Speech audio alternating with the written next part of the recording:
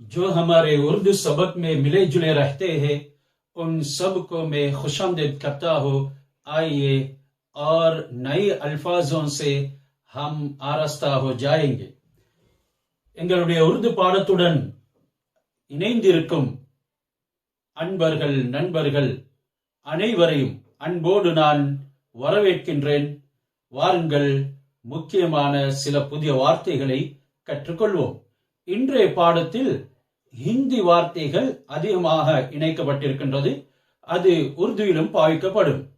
ஏற்கனவே ஆரம்ப பாடத்தில் நாங்கள் உங்களுக்கு கூறியிருக்கின்றோம், இது பல எண்ணிக்கை வாய்ந்த பாஷைகளின் உடைய ஒரு பிறப்பிடம்.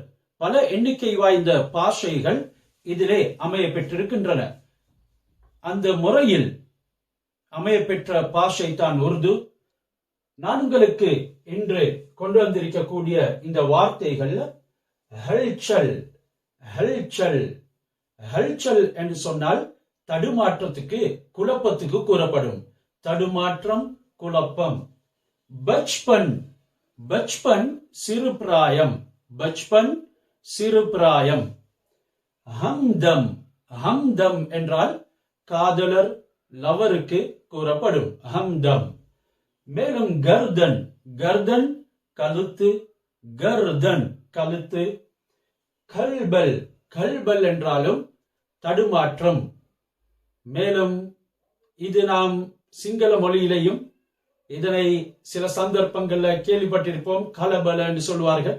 அந்த வகையில ஒரு தடுமாற்றத்துக்கு தான் நாம் கல்பல் என்று கூறுவோம். அடுத்தது கட்பட். கட்பட் என்றாலும் அப்படித்தான், ஒரு நிலைப்பாடில் கிடையாது, எல்லாமே குழப்பமாக இருக்கிறது, தடுமாற்றமாக இருக்கிறது. கட்பட். மேலும் மஸ்ஹப். மஸ்ஹப் என்றால் மார்க்கம், மதம். இதற்கு மஸ்ஹப் என்று கூறப்படும். மத்லப். மத்லப் என்றால் கருத்து. அதாவது ஏதாவது ஒன்றை விளங்குவதற்காக வேண்டி கேட்போம். மத்லப் கியாக, என்ன விடயம், என்ன கருத்து என்று கேட்கும் பொழுது இந்த மத்லப் என்ற வார்த்தையை பாவிப்போம். அடுத்த வார்த்தை தான் உல்ஃபத். உல்ஃபத். உல்ஃபத் அன்பு. அன்பு, காதல். உல்ஃபத் என்று கூறுவோம். ஹஸ்ரத். ஹஸ்ரத் கவலை, கைசேதம். பர்வத் மலை, அதாவது நமக்கு நாலு புறங்களிலும் காட்சி அளிக்கக்கூடிய மலை. நம்முடைய கண்டியில் நாலு புறங்களும் மலைப்பகுதிகள் தான் இருக்கின்றது. எனவே பர்வத், இவைகள் ஹிந்தி வார்த்தை என்பதனை நாம் மறந்துவிடக் கூடாது. உல்ஃபத், ஹஸ்ரத், மத்லப், மஸ்ஹப் என்கிறவைகள் அனைத்தும் அரபு வார்த்தை. இது ஹிந்தியிலும் பாவிக்கப்படும், உருதுவிலும் பாவிக்கப்படும். அத்துடைய பர்வத் என்கிறது அது ஹிந்தி வார்த்தை. மர்மர். பர்வத் என்றால் அந்த மலைக்கு கூறப்படும். மர்மர். மர்மர் எனும் பொழுது கிரானைட். எங்களுக்கு தெரியும், தாஜ் மஹால்ல அமைத்திருக்கக்கூடிய அந்த வெள்ளை கல்லு கிரானைட். அதற்கு நாங்கள் கூறுவோம் மர்மர், கிரானைட். சங்கே மர்மர் என்றால் அந்த கிரானைட் கல்லு. மசலன். மசலன். மசலன் என்றால் உதாரணமாக. நாம் கதைத்து கொண்டு போகும் பொழுது மசலன் ஐசே ஹோதா ஹே, உதாரணத்துக்கு இப்படி நடப்பதுண்டு என்று கூறுவோம். அந்த நேரம் இந்த மசலன் என்ற வார்த்தையை நாம் புழங்குவோம். இதுவும் அரபி வார்த்தை. ஹிந்தி, உருதுவில் அதிகமாக அபரிமிதமாக இதனை பிரயோகப்படுத்துவார்கள். அடுத்து சாஜன்.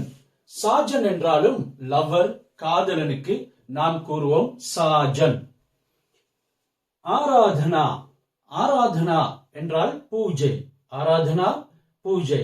இதுவும் ஹிந்தி வார்த்தை தான் என்றாலும் உருதுவிலும் இதனை பிரயோகிக்கப்படும். கானா. கானா கீதம், பாடல் என்ற கருத்து. ஆஷா. ஆஷா என்றால் ஆசை. ஆஷா, ஆசை. காயல். காயல் காயத்துக்கு கூறப்படும். ரணம், காயம், காயல். லாட்லா. லாட்லா என்றால் அன்பே என்று நாம் கூறுவோம். உதாரணத்துக்கு எங்களுடைய குழந்தைகளை நாம் லாட்லா என்று கூறுவோம். அன்பே, மேரே லாட்லா, எனது அன்பே என்று சொல்வதற்கு லாட்லா என்கிறதனை பாவிப்போம். அடுத்தது பஹார். பஹார் என்றால் வசந்தம். பஹார் வசந்தம். காலங்களில் ஒரு காலம் வசந்த காலம், அந்த வகையில் பஹார் வசந்தம். தாரா, தாரா நட்சத்திரம். சிதாரா என்றும் கூறுவார்கள், தாரா என்றும் கூறுவார்கள் நட்சத்திரம். பாதல், பாதல் மேகம்.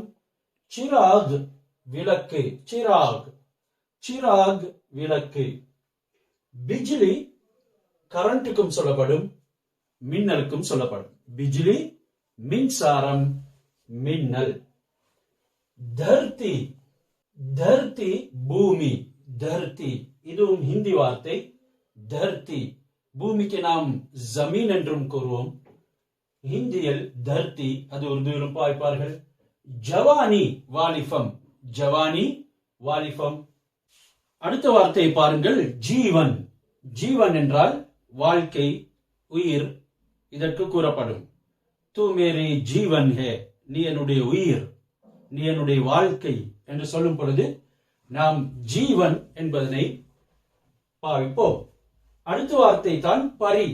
பரி என்றால் தேவதை, ஏஞ்சல், தேவதை சொல்லப்படும். மேரி பரி என்றால் எனது தேவதை. தித்தலி. தித்தலி என்றால் வண்ணாத்தி பூச்சி. தித்தலி வண்ணாத்தி பூச்சி, பட்டர்ஃப்ளை. திவானா. திவானா என்றால் பைத்தியம். திவானா. இந்த வார்த்தைகள் எல்லாம் நாம் அடிக்கடி உபயோகிக்கும் வார்த்தைகள். எனவே இவைகளை நல்ல முறையிலே கற்று நம்முடைய பாஷை வளத்தை அதிகரித்துக் கொள்வோம். அடுத்து பாடத்தில் சந்திப்போம்.